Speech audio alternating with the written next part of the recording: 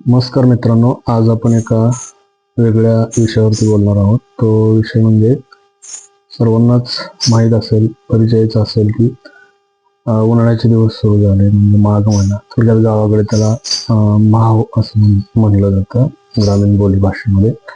आणि तो महिना सुरू झाला की उन्हाळ्यातील जत्रा, यात्रा, उत्सव गावोगाव सुरू होत असतात.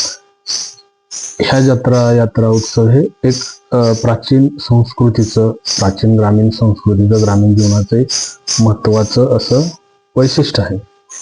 त्या अर्थानं असं आगळं वेगळं वैशिष्ट्य आहे ते म्हणजे या जत्रा, यात्रा, उत्सवांमध्ये पूर्वीच्या काळापासून आजपर्यंत चालत आलेले आणि यामध्ये आवर्जून लोकांच्या एकमेकांच्या गाठीभेटी व्हायच्या, आवर्जून एकमेकांना जत्रा, यात्रा आमंत्रणासाठी बोलवलं जायचं की आमच्या गावची जत्रा आहे, ती कशी आहे, जत्रेला या, बघा.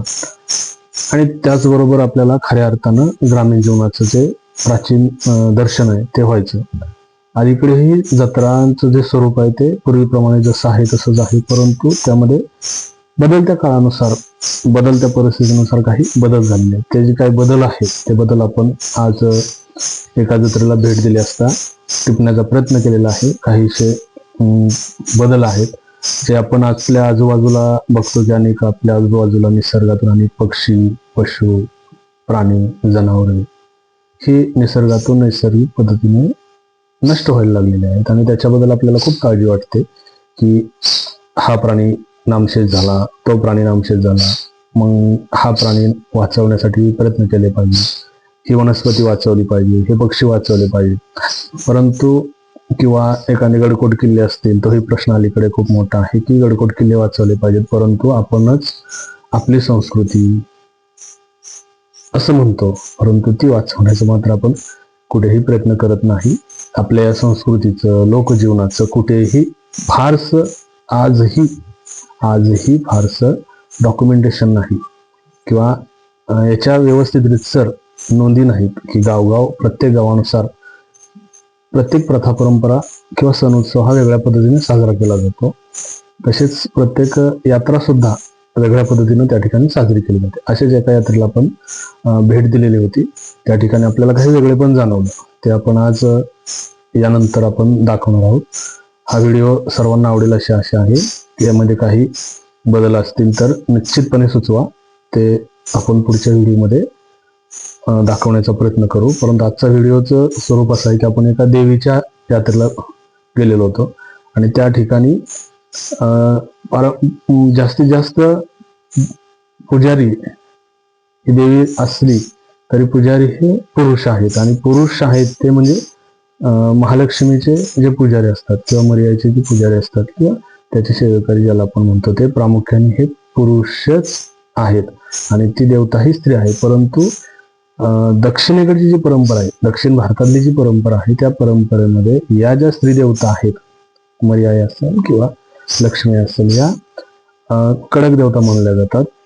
या देवतांना पुरुषांचा सहजासहजी सहवास हा सहन होत नाही. त्यामुळे याचे जे पुजारी आहेत ते प्रामुख्याने वेगळ्या स्त्री रूपाच्या किंवा स्त्रियांच्या वेशामध्ये जास्तीत जास्त आपल्याला आढळून येतात.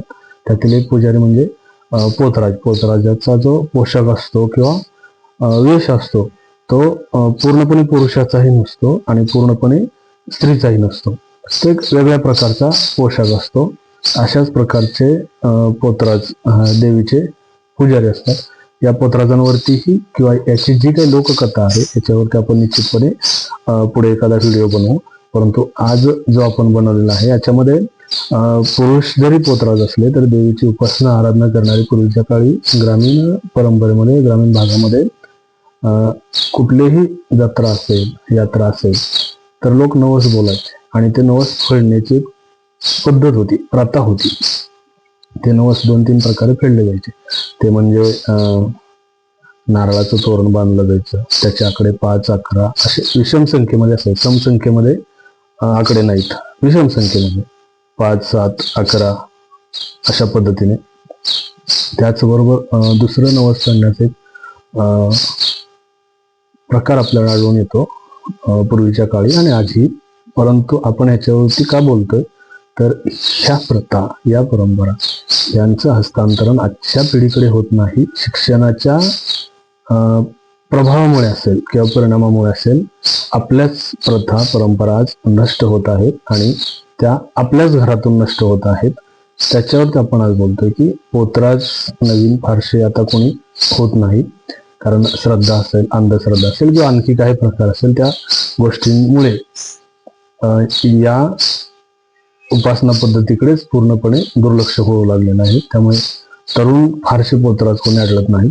त्याचबरोबर प्रत्येक जत्राच्या ठिकाणी ग्रामदैवताला नवस बोलला जातो आणि तर नवस फेडण्याची पद्धत असते, प्रथा असते. प्रामुख्याने जी जुनी प्राचीन आपली जी मंदिर आहेत, देवळ आहेत, ती जास्तीत जास्त करून ओढ्याच्या काठापासून काही अंतरावर किंवा ओढ्याच्या काठालाच असतात. मग त्या ठिकाणापासून मंदिरापर्यंत येईपर्यंत आणि पूर्ण मंदिराला प्रदक्षिणा घातली जाते. त्याला आंघोळ करून अंगावरच्या ओल्या कपड्यांशी प्रदक्षिणा घातली जाते आणि सोबत त्याला दंडस्थान असं म्हटलं जातं. हे दंडस्थान कोण करू शकतो? की दोन, अशी काही बंधन नाही, पुरुष आणि स्त्री दोघेही दंडस्थान करू शकतात. तर अशाच या यात्रेमध्ये, जत्रेमध्ये आपल्याला हाही लोकसंस्कृतीचा प्राचीन ठेवा आपल्याला पाहायला मिळाला. तो आपण या व्हिडिओमध्ये दाखवत आहोत. त्याचबरोबर ग्रामीण भागातील किंवा गावाकडच्या जत्रा म्हणलं की अजून एक आढळणारी गोष्ट आहे, प्रामुख्याने उल्लेखाने, ती म्हणजे जनावरांचा बाजार भरतो. तो ही बाजार आपण दाखवण्याचा प्रयत्न केलेला आहे. त्याचबरोबर काही नवीन ही अलीकडे काही यात्रांमध्ये आढळून येतो प्रकार, म्हणजे बाजार आकर्षित करण्यासाठी किंवा ही जिवंत ठेवण्यासाठी असेल किंवा पूर्वीच्या काळापासून चालत आलेली प्रथा परंपरा असेल, तर शेवटच्या दिवशी ज्यावेळेस जनावरांचा बाजार हा संपला जातो, त्या दिवशी आकर्षक असे जनावर जे असतील, आकर्षक जे वाहन असतील जनावरांचे, प्राचीन वाहन, खिल्लार असेल किंवा इतर जातीच्या जनावरांचे वाहन असतील, तर त्यांची स्पर्धा असते, प्रदर्शन असतं. त्या प्रदर्शनामधून नंबर काढले जातात जनावरांचे, गाईचे, बैलांचे, रेड्यांचे, आणि त्या ठिकाणी पशुवैद्यकीय अधिकाऱ्यांच्या उपस्थितीमध्ये हे सर्व केलं जातं असं पाहायला आपल्याला मिळालेलं आहे.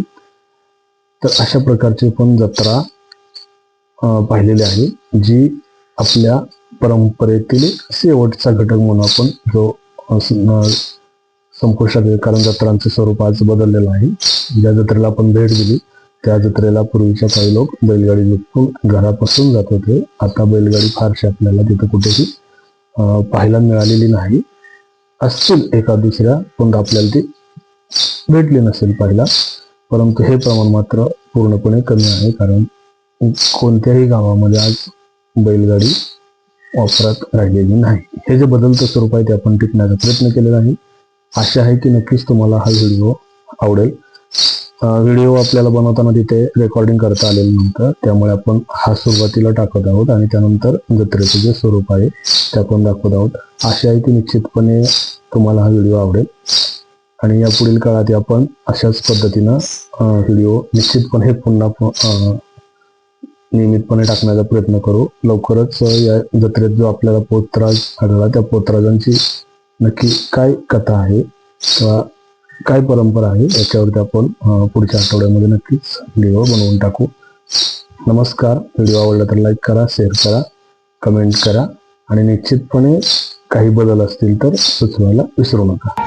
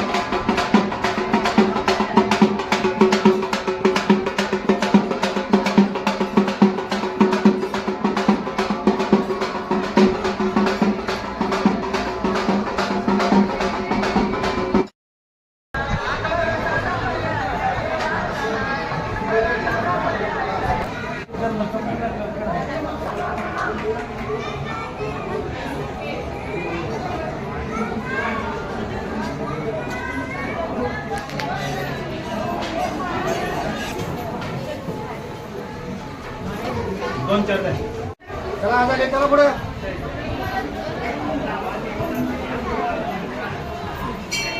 मावशी घ्यावरच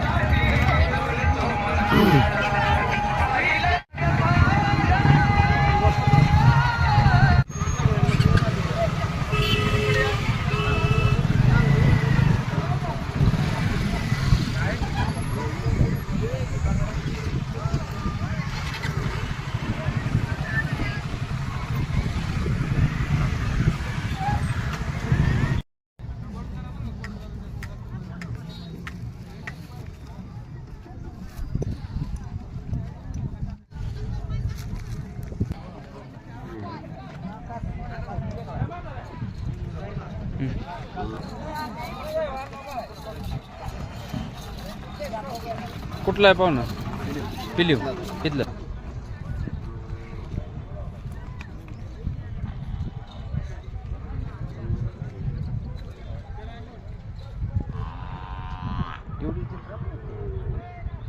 चित्रा काल गेली हो सगळी ही आता हे प्रदर्शनासाठी